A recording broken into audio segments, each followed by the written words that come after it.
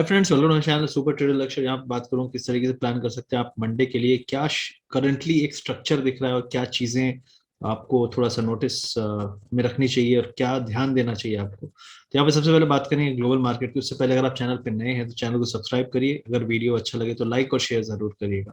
हम बढ़ते हैं आगे, बात करते हैं यहाँ पे ग्लोबल मार्केट्स के बारे में। तो सबसे पहले अगर आप फ्यूचर्स की बात करें जो ग्लोबल चल रहा था, तो आप यहाँ पे देख सकते हैं कि टेक स्टॉक्स में अच्छी खासी सेलिंग चल रही है यूएस में। जो यूएस टेक है वो पिछले 4 से 5 दिन से गिर रहा है और लगातार गिर रहा है, और छोटा मोटा फॉल नहीं, बड़े बड़े फॉल आ रहे हैं और बाउंस जो भी आ रहे हैं वो सेल हो जा रहे हैं। तो ये आप देख सकते हैं, जब हमारा मार्केट बंद हुआ था उस टाइम पे आपके ये तीनों इंडाइसेस फ्यूचर्स के ग्रीन में थे, और हम इसको ग्रीन में देख के हम नीचे से बाउंस करके क्लोज हुए। लेकिन राइट नाउ अगर आप देखेंगे तो ये लोअर पॉइंट पे क्लोज हो रहे हैं, और जो एसएनपी है वो अपने हाई से ऑलमोस्ट 150 पॉइंट नीचे है, ऑलमोस्ट 150 पॉइंट। तो 3%, 3.5% नीचे है अपने ऑल टाइम हाई से। तो हाइट से करेक्शन हो रहा है, बाउंस पे सेलिंग आ रही है, और टेक सेक्टर में ज्यादा सेलिंग आ रही है ग्लोबली। ये करंटली स्ट्रक्चर दिख रहा है। दूसरी बहुत इंपॉर्टेंट चीज है कि यूएस में जो स्मॉल कैप इंडेक्स है, जैसे हमारे मिड कैप स्मॉल कैप है, उसमें एग्रेसिव सेलिंग है। आप देख सकते हैं ये जो यूएस का 10 ईयर है, ये अच्छा खासा हाई लेवल से, सॉरी, जो स्मॉल कैप इंडेक्स है जिसको रसल भी कहते हैं, ये ऑलमोस्ट ग्रीन था, और ग्रीन से आप देख सकते हैं ये आपका 1.4% ऑलमोस्ट डाउन है। तो ये दिखाता है कि प्रॉब्लम यहाँ पे है। यूएस मार्केट अब लीड कर सकता है ग्लोबल मार्केट के फॉल को, और ऑलरेडी आप देख सकते हैं डैक्स यूरोपियन मार्केट में भी फॉल था।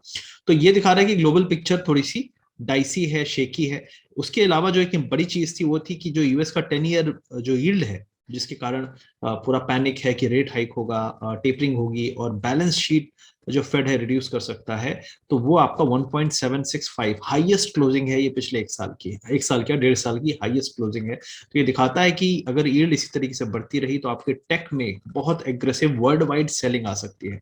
अभी एक और डेटा आ रहा था कि जो नैस्डैक है, जिसकी बात मैं करूंगा चार्ट में, यहाँ पे नैस्डैक के 50% स्टॉक, आधे स्टॉक, ये इंडेक्स है, काफी बड़ा इंडेक्स है, टेक्स्ट टेक इंडेक्स कहते हैं यूएस में, इसके आधे से ज्यादा जो स्टॉक्स हैं वो 40% से ज्यादा डाउन है। आधे स्टॉक, इतना बड़ा इंडेक्स है, आधे से ज्यादा स्टॉक, 40% स्टॉक जो है 50% से ज्यादा डाउन है। तो ये दिखाता है कि कितना बड़ा डैमेज ऑलरेडी स्टॉक्स में हो चुका है। कैथी वुड, अगर आपने सुना होगा, यूएस में बहुत बड़ा फंड चलाती हैं आर्क इन्वेस्टमेंट, तो उसका फंड 40% डाउन है। तो ये छोटी चीज नहीं है, सिर्फ कुछ स्टॉक ने मार्केट को उठा रखा है। और ये जो करंट स्ट्रक्चर है, डैमेज है नैस्डैक में, ये 1999 के बाद पहली बार इतना बड़ा डैमेज दिख रहा है। तो ये दिखा रहा है कि टेक में खतरा बहुत ज्यादा है, जो हमको दिख रहा है उससे ज्यादा है, और हमारा मार्केट अभी भी आईटी सेक्टर बिल्कुल भी रिफ्लेक्ट नहीं कर रहा है। तो इसके लिए आपको थोड़ा सावधान होना चाहिए कि नैस्डैक में कुछ बड़ा घटना घट सकती है। आप देख सकते हैं यहाँ पे पिछले 10 हफ्तों का, 10 वीक्स का सबसे बड़ा वीकली कैंडल, पूरे के पूरे कैंडल को इंगल्फ करते हुए रेड कैंडल बनाया है। लोएस्ट पॉइंट के पास इसने क्लोजिंग दी है। इमीडिएट सपोर्ट आपका 15,400 पे है, करंट लेवल से 200 पॉइंट और अगर नैस्डैक गिर जाए, नैस्डैक फ्यूचर, तो वहां पे सपोर्ट है। लेकिन मुझे ऐसा लगता है कि अगर आप आरएसआई को देखेंगे नीचे, तो आरएसआई लगातार लोअर लो बना रही है। और अभी अगर हम इसके स्ट्रेंथ को देखें कि ये जो फॉल हो रहा है, फॉल का जो इंटेंसिटी है वो बहुत हाई है, उसके हिसाब से मुझे लगता है जो लेवल्स आने चाहिए 14,300 के लेवल आने चाहिए। मतलब करंट लेवल से नैस्डैक ऑलमोस्ट 7 to 8% गिर सकता है अगले हफ्ते या उसके अगले हफ्ते, अगले 2 हफ्तों में। और ट्यूसडे या वेडनेसडे को यूएस का इन्फ्लेशन डेटा आ रहा है, जो कि बहुत इंपॉर्टेंट होने वाला है, क्योंकि जो जॉब डेटा आया है उसकी हेडलाइन इतना मैटर नहीं करती, अनएम्प्लॉयमेंट रेट मैटर करता है। लोगों की जो वेज है वो बढ़ रही है, वो बहुत ही अच्छी आई है, और रेट हाइक की तरफ डेफिनेटली बढ़ रहे हैं। बैलेंस शीट रिडक्शन भी हो सकता है, और अगर इन्फ्लेशन भी बिल्कुल हाई आ गई फिर तो मतलब मार्केट इसको बहुत सीरियसली लेगा। तो मंडे या ट्यूसडे में पूरे के पूरे ग्लोबल मार्केट नीचे की तरफ पलट सकते हैं। हो सकता है कॉशियसली अगर चले तो पहले ही, क्योंकि हमारा मार्केट ऑलरेडी लोअर एरिया से काफी बाउंस दे सकता है, तो मंडे से ही हमारा मार्केट उसको फैक्टर इन करना शुरू कर सकता है। तो बी कॉशियस, कोई भी गैप अप होता है उसको चेज ना करें। गैप अप, गिव अप करने के चांसेस पूरे हैं, क्योंकि एफआईआईज एग्रेसिवली हाई पॉइंट पे शॉर्ट पोजीशन बना रहे हैं। अब वो अगले हफ्ते के लिए ही बना रहे होंगे, most probably a month and, I don't know. लेकिन इमीडिएटली अगर आप देखेंगे तो वो बाउंस पे शॉर्ट पोजीशन बना रहे हैं, ये स्ट्रक्चर दिख रहा है। तो कैश का डेटा देख के जो टोटल जंक होता है उसमें कुछ नहीं, कैश में टोटल कोई इतना कमाते नहीं है वो लोग, सब कुछ फ्यूचर ऑप्शन का गेम है, तो वहां पे आपको ध्यान देना है। उसके अलावा तो यहाँ पे मैंने आपको ये चार्ट में बताया, अगर आप डाउ जोन्स में देखेंगे सेम चीज है। यहाँ पे आप देख सकते हैं करंटली ये एक ट्रेंड लाइन थी, इसके रेजिस्टेंस पे यहाँ से हमने रिवर्सल दिया है, और सपोर्ट जो है वो काफी नीचे है, 34,300। तो यहाँ से अगर एक बड़ा करेक्शन स्टार्ट होता है अगले हफ्ते, तो जो डाउ जोन्स है एटलीस्ट आप कह सकते हैं यहाँ पे एक ट्रेंड लाइन बनती है, मैं इसको बना देता हूँ आपको, मोस्ट प्रोबेबली एक ये एरिया को विजिट कर सकता है 35,000। मतलब वर्स्ट केस सिनेरियो में भी डाउ जोन्स कम से कम 1200 से 1200 से 1500 पॉइंट गिर सकता है। तो ये पॉसिबिलिटी है राइट नाउ डाउ जोन्स में। तो यहाँ पे भी आपको कॉशियस रहना है, क्योंकि ग्लोबल मार्केट अब मुड़ेगा तो हम, ऐसा नहीं है कि हम यार बिना बिना ग्लोबल मार्केट मुड़े हम लास्ट टाइम इतनी बुरी पिटाई हुई थी, और उसका रीजन आपको नहीं पता। उसका रीजन था टेपर टेंट्रम। अगर आपने नहीं देखा था तो वही आपने देखा है। और अगर ये रेट हाइक की बात फिर से उठ रही है, हमारा मार्केट पलक झपकते पूरे सेंटिमेंट भुला देगा। और एक और चीज बताऊं आपको, बजट ज्यादातर पॉपुलिस्ट होने वाला है। तो आप ये सोचें कि यार बैंकों के लिए सरकार कुछ करेगी, कुछ नहीं करेगी। मोस्टली जो फायदा होने वाला है वो कंज्यूमर सेक्टर वाले स्टॉक्स को होने वाला है। जैसे आप कह सकते हैं कि जो इलेक्ट्रिक अप्लायंसेस बनाते हैं उसमें हो सकता है, आपके एफएमसीजी में हो सकता है। इन सभी चीजों में कंज्यूमर जो कंजम्पशन रिलेटेड स्टॉक्स हैं उनमें थोड़ा बेटर हो सकता है। लेकिन टेक है, आपका बैंकिंग है, इसमें इसमें मोस्टली कॉशन रहेगा, क्योंकि ये स्टॉक्स काफी गिरे भी थे रिसेंटली में कंज्यूमर वाले। तो ये आपको ध्यान देना है थीम। अब यहाँ पे बात करूंगा मैं सबसे पहले कि एक और चीज है, एक और घटना है जिसको आपको इग्नोर नहीं करना चाहिए, डीवी रियलिटी। तो अभी रिसेंटली में एवरग्रांडे का चल रहा है हमारे यहाँ ऑलरेडी, आपको पता है डिफॉल्ट पे डिफॉल्ट होते रहते हैं। ये लोग कर्जा उठाते हैं, टाइम पे प्रोजेक्ट पूरा नहीं करते, पेमेंट भी नहीं देते। तो आप देख रहे हैं ये सभी चीजें ही आपके एनपीए को बढ़ाती हैं। तो अगर आप बोल रहे हो ये कंपनी जिसका टोटल नेट वर्थ सिर्फ 1500 करोड़ का है, 1500 की करोड़ की कंपनी 700 करोड़ के लोन पे डिफॉल्ट हो रही है, तो इनको इतना लोन दिया किसने, इतना एक्सपोजर दिया किसने? और ये दिखाता है कि किस तरीके से हमारे बैंकिंग सेक्टर में रिस्क चढ़ा हुआ है। ये बहुत बड़ी चीज है और ये घंटी है खतरे की, कि अगर छोटे मोटे, डीबी रियलिटी बहुत छोटा रियल स्टेट डेवलपर नहीं है, बहुत बड़ा है, काफी नाम है, लिस्टेड है। और ये स्टॉक फ्राइडे को, ये जो खबर आई है ये क्लोजिंग, मार्केट क्लोज होने के बाद आई है। और ये जो रियल स्टेट डेवलपर है ये हायर अपर सर्किट में इसका स्टॉक बंद हुआ है, और ये 11-12 रुपए का हुआ करता था, वहां से अभी 59 या 55 रुपीज चल रहा है इसका स्टॉक। तो ये एक खतरे की घंटी है। लास्ट टाइम आपने आरबीएल बैंक का देखा, यहाँ पे एक और घंटी बजी है। और ये real estate developers, housing finance companies और बैंक जो ज्यादा एक्सपोजर है जिनका इस तरह के डेवलपर्स में, उनमें आप देखेंगे ये प्रॉब्लम हो सकती है। इंडसइंड बैंक, एक्सिस बैंक और काफी सारे बैंक हैं जिनका एक्सपोजर है, तो उससे आपको सावधान रहना है। एचडीएफसी बैंक ऑलरेडी, जब भी हाउसिंग फाइनेंस और रियल एस्टेट में कोई प्रॉब्लम होती है तो इस पर प्रेशर बनता है। तो ये सब चीजें आप अगले हफ्ते मंडे से देख सकते हैं। तो be cautious on housing finance, be cautious on the banks जो रिस्की लैंडिंग करती है, ठीक है। तो ये पॉइंट हो गया। अब हम बात कर लेते हैं यहाँ पे थोड़ी ऑप्शन चेन के बारे में। तो सबसे पहले हम बात करेंगे करंटली निफ्टी बैंक निफ्टी का ऑप्शन चेन बात कर लेते हैं, फिर चार्ट में भी चल लेंगे। पहले चार्ट कर लेते हैं फिर ऑप्शन चेन में आते हैं, ताकि थोड़ी रिलेटिविटी रहे। तो सबसे पहले बैंक निफ्टी का अगर मैं बात करूं, तो बैंक निफ्टी यहाँ पे काफी कंजेशन है 38,000 के पास। मैंने आपको पहले ही बताया था इस एरिया तक जा सकता है, लेकिन वहां से रिवर्सल आएगा। हमने यहाँ पे देख सकते हैं, आपने बहुत बड़ा अपर विक देखा है, ठीक है। इसको शूटिंग स्टार भी आप कह सकते हैं, लोअर विक है इसलिए मैं इतना ज्यादा उसमें नहीं बोलूंगा, लेकिन अपर विक इतना बड़ा है कि हम इसको मान सकते हैं कि यहाँ पे अच्छे खासे सेलर हैं। दूसरी चीज है, इतने बड़े बाउंस 250 पॉइंट ऊपर बैंक निफ्टी बंद होने पे भी कॉल जो प्रीमियम है वो सिर्फ 10-12-15% ऊपर बंद हुआ है, जो कि दिखाता है कि कॉल्स में अब जो मूव हुआ है रिसेंटली में उसको पचा रहा है मार्केट, और हो सकता है रिवर्सल यहां से शार्पली आ जाए। इसलिए कॉल्स में पैसे ज्यादा नहीं बनेंगे आपको। बाउंस पे कॉल सेलिंग एक अच्छी अपॉर्चुनिटी है। लोअर साइड में आपको सपोर्ट जो मिलेंगे उसको, वो लेवल्स आपको देखने पड़ेंगे मोस्टली। तो मेरे हिसाब से जो लोअर लेवल्स हैं जहां पे आपको सपोर्ट मिल सकते हैं, एक ये ट्रेंड लाइन थी रिसेंटली में बनी थी, तो अगर हम इसकी बात करें तो ये आ रहा है आपका एरिया 36,800। तो करंट लेवल से 1000 पॉइंट, 1000 पॉइंट का डिप यहाँ पे बने तो आपको इस एरिया पे बाउंस मिलेगा। तो फिलहाल हमने जो ये शार्प अपसाइड दिखाया, इसके बाद एक डिप आए और फिर रैली कंटिन्यू हो, मे बी बजट के एक हफ्ते पहले, ये पॉसिबिलिटी बेटर है। आप बोलते हैं बजट में मार्केट ऊपर जाएगा, अरे बजट तो बहुत दूर है, अभी 20 दिन ऊपर है, तो 20 दिन ऊपर ही जाता जाएगा। बीच में अगर यूएस मार्केट क्रैश हो जाए या कुछ भी हो जाए तो उसके लिए आप तैयार हैं कि नहीं? तो अंधों की तरह मत करिए, टीवी में कुछ भी बोला जा रहा है बजट बजट बजट, कुछ नहीं होगा बजट में। अगर बजट तक मार्केट ऊपर भी चला गया तो बजट के बाद ऐसा फॉल आप देखेंगे जो आपने अभी तक नहीं देखा है। मैं ये कहता हूं, कोई कुछ भी बोले, आपको अगले 15-20 दिन से लेके 1.5 महीने तक इतना कॉशियस रहना जितना आप पिछले 1.5 महीने में नहीं थे। और ये एक अपॉर्चुनिटी हो सकती है निकलने की उन सभी लोगों के लिए जो पहले वाले बाउंस में नहीं निकले। अदरवाइज आप ये मान लीजिए कि यूपी का इलेक्शन टाइट होने वाला है, उसके अलावा फेड की जो टाइटनिंग है, लिक्विडिटी लिक्विडिटी सब कुछ है। आप बोलते हो कि रैली ऐसे कैसे आ गई, इतना पैसा छपा है, इतना पैसा सिस्टम में आया है, अब यही इतना पैसा वापस जाएगा तो उसका असर कितना होगा आप कैसे अंदाजा लगा सकते हो?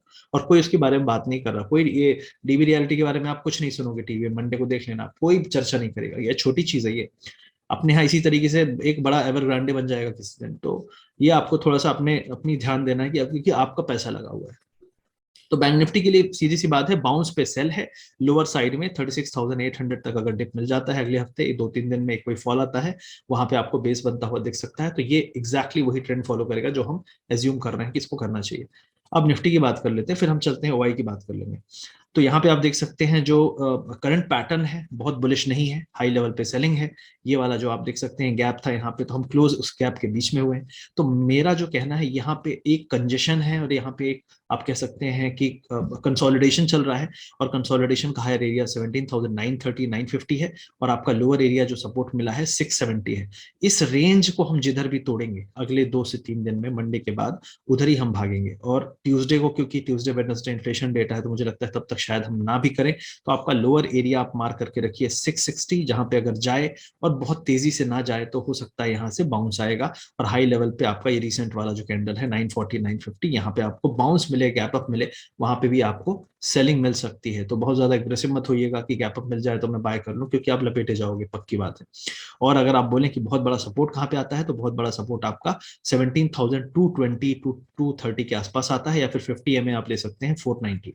तो 490 की पॉसिबिलिटी मेरे को ज्यादा लग रही है। अगले हफ्ते एक यहाँ से डिप आए और फिर आपको एक बाउंस मिले, जो कि पॉसिबिलिटी है। और ये बाउंस आते आते आपका बजट आ जाए, ये एक पॉसिबिलिटी मुझे ऐसा लग रहा है कि अगले 15 दिन में हो सकती है। तो ये करंटली निफ्टी की बात है। अब हम ऑप्शन चेन में अगर जाके देखेंगे, तो ऑप्शन चेन में सबसे पहले निफ्टी की बात कर लेता हूं मैं। तो निफ्टी में यहाँ पे क्या है पॉइंट मेरा, कि अगर आप देखें सपोर्ट बन रहा है 17,500 पे, यहाँ पे हाईएस्ट ओआई है 41 लाख, और रेजिस्टेंस है 18,000 पे। अब अगर आप यहाँ पे टोटल कंबाइंड ओआई देखेंगे करंट लेवल से, अभी हम हैं 17,800 पे। तो करंट लेवल से अगर आप टोटल ओआई देखेंगे तो करीब करीब 1,10,000 का हो रहा है। लेकिन अगर आप अपर साइड में देखेंगे तो आपको यहाँ पे काफी ज्यादा वाई दिखेगा, करीब करीब 18,300 400 500। तो मुझे नहीं लगता कि इधर की तरफ फिलहाल शिफ्ट होने का दम है मार्केट में। इनफैक्ट 18,000 इटसेल्फ बहुत बड़ा वाई होने वाला है। अगर हम लास्ट 2 स्ट्राइक्स का भी ओआई देखेंगे तो भी आप देखेंगे कॉल साइड में ज्यादा है। तो मुझे ऐसा लगता है कि यहाँ से बाउंस पे सेल है फिलहाल।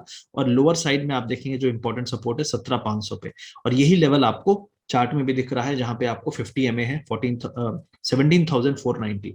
अब हम थोड़ी बैंक निफ्टी की बात करें अगर, तो बैंक निफ्टी में बहुत सारे लोग 40,000 पुट की बात कर रहे हैं। पता नहीं क्या खा के आते हैं, क्या पी के आते हैं लिटरली। सबसे पहली चीज है, इस एक्सपायरी की हम बात करें तो 38,000 में जितना वाई है उतना वाई यहाँ पे आपको टोटल मिला के भी नहीं होगा। ठीक है, तो आपको ये देखना है कि 38,000 बहुत स्ट्रॉन्ग रेजिस्टेंस है, इतना आसानी से नहीं तोड़ेगा। तो जितना वाई सिर्फ एक स्ट्राइक पे है उतना यहाँ टोटल है। तो मुझे ऐसा लगता है कि अगले हफ्ते 37,500 टूटने में कोई बहुत बड़ी बात नहीं है, यहाँ से टूट जाए 37,000 टेस्ट होना चाहिए, और 37,000 और 37,000 36,500 के बीच में कहीं पे सपोर्ट लेके अगला बाउंस बनना चाहिए। क्योंकि अगर आपको ऊपर जाना है ना, तो आपको जिस तरीके का 38,000 पे आपने यहाँ पे वाई क्रिएट किया, उस तरीके का आपको यहाँ पे कॉन्फिडेंस चाहिए 36,500 पे, 37,000 पे, यहाँ पे उतना कॉन्फिडेंस चाहिए। अब जिसकी बात बहुत सारे लोग कर रहे हैं कि जनवरी एक्सपायरी जो है उसमें ओआई बहुत ज्यादा है, तो मैं आपको दिखा दूं, ये 40,000 में यहाँ पे पुट ओआई है 3.6 लाख। ठीक है, अगर आप यहाँ पे जाएंगे तो ये है आपका कॉल। ठीक है, तो 35,000 में आप देख सकते हैं यहाँ पे भी ठीक ठाक वाई है। अगर आप देखेंगे 35,500 35,000 35,000 कॉल पे, तो ओवाई यहाँ पे भी अच्छा खासा है। तो ऐसा नहीं है, पोजिशनिंग प्रॉपर है। वो एक ओवाई को उठा के आपको भटका सकते हैं लोग, लेकिन मेरा कहना है फोकस करिए कि इस अगले एक्सपायरी में तो पार करा लो पहले 38,000, फिर उसके बाद अगली एक्सपायरी की बात करेंगे। तो इस तरीके से बहुत सारे लोग कुछ ना कुछ डेटा जो उनको सहूलियत लगती है, उनको अपना एक खुद का ट्रेड होगा उस तरीके का लिया होगा कि मार्केट ऊपर ही जाए ऊपर ही जाए, तो इसलिए आपको कोई एक पॉइंट लेके कन्विंस करने में लगे रहते हैं। लेकिन अगर आप देखें तो आप ये बताइए 38,000 का इतना डबल जो वाई है इसको पार करने के लिए आपने क्या सोचा है, ये पहले बता दीजिए। महीने भर आते आते तो देख ही लेंगे। ये वही लोग हैं जो 20,000 पहुंचाने वाले थे मार्केट, लेकिन पलटी मार के फिर 16-16 करने लगे, फिर अभी 20-20 करने लगे। तो ये किसी के सगे नहीं है। तो टेंशन थोड़ी सी आपको होनी चाहिए कि जब आप ऐसी बातें सुन के अपनी पोजीशनिंग करने लगते हैं, जबकि आपको डेटा कुछ और देखना है। तो चार्ट क्या बोल रहा है, डेटा क्या बोल रहा है, मैंने उसके हिसाब से आपको बताया। 17,500 आपको एक सपोर्ट है। बैंक निफ्टी में 37,000 के आसपास आपको एक सपोर्ट है, 37,000 से लेके 36,600 700 के बीच में कहीं पे एक बार जाए, वहां से बाउंस करे, क्योंकि चार्ट भी वही बोल रहा है और ओआई डेटा भी वही बोल रहा है। तो इस हिसाब से आपको ट्रेड लेना है। कई लोग सिर्फ ओआई देखते हैं, जो बड़े बड़े ऑप्शन सेलर हैं 10 रुपए वाले, तो वो सिर्फ ओआई ओआई देख के खेल खेलते रहते हैं। लेकिन चार्ट क्या बोल रहा है मैं आपको दिखा रहा हूँ, राइट। 50 MA यहाँ पे 471 पे, अगर आप बैंक निफ्टी में जाएंगे तो यहाँ पे आपका 50 MA जो आ रहा है 37,000 पे आ रहा है, आप देख सकते हैं, ठीक है। तो 37,000 तक आने की बात यहाँ पे भी मैं कर रहा हूँ। तो दो चीजें सिंक में आ रही है, ना कि सिर्फ एक कोई पॉइंट उठा के। तो आपको इस तरीके से एनालाइज करना है कि आपको मोर डेटा पॉइंट्स या ज्यादा चीजें आपको कंफर्म करे एक व्यू को, और ये चीज मैं आपको बता रहा हूँ। तो आई होप ये पॉइंट आपको क्लियर है यहाँ पे। तो निफ्टी बैंक निफ्टी की बात थोड़ी लंबी हो गई, वीडियो लंबा हो जाएगा।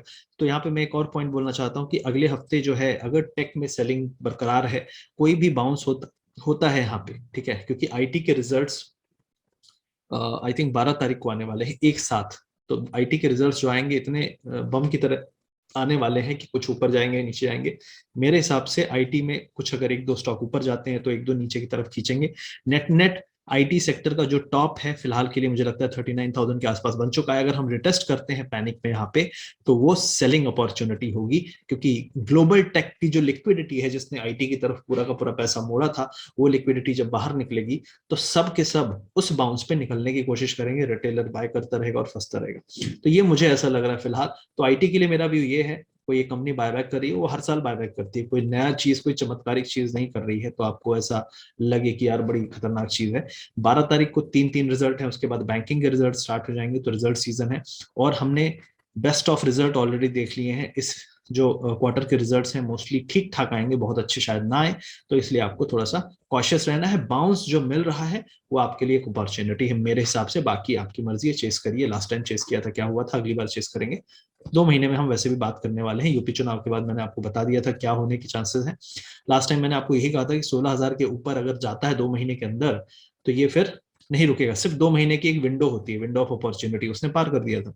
अभी मैं कहता हूं कि अगले 2 महीने के अंदर अगर मार्केट 18,600 क्रॉस नहीं कर पाया अगले 2 महीने के अंदर, बजट के बाद या उसके बाद, और हमने 16,500 तोड़ दिया, तो हम 15,000 तक भी जा सकते हैं। ये पॉसिबिलिटी मार्केट ओपन करके रखेगा यूपी इलेक्शन आते आते। तो इन दोनों चीजों के लिए आपको रेडी रखना है। सिंपल सी चीज है, हाई पे जाए प्रॉफिट बुक करते रहिए, लो के लिए थोड़ी सी पैसे बचा के रखिए, ताकि आप फिर से पोर्टफोलियो में अपनी चीजें एवरेज कर सकें, ऐड कर सकें। Thank you very much guys, see you soon. I hope video अच्छा लगा। लाइक शेयर सब्सक्राइब भर भर के किया करिए। और टेलीग्राम चैनल है हमारा, उसको भी आप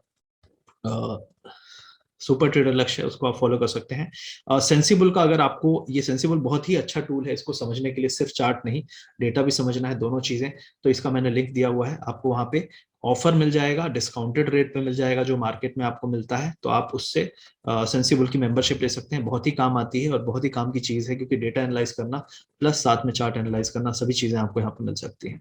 तो आई होप वीडियो अच्छा लगा। मिलते हैं अगले वीडियो में। Thank you.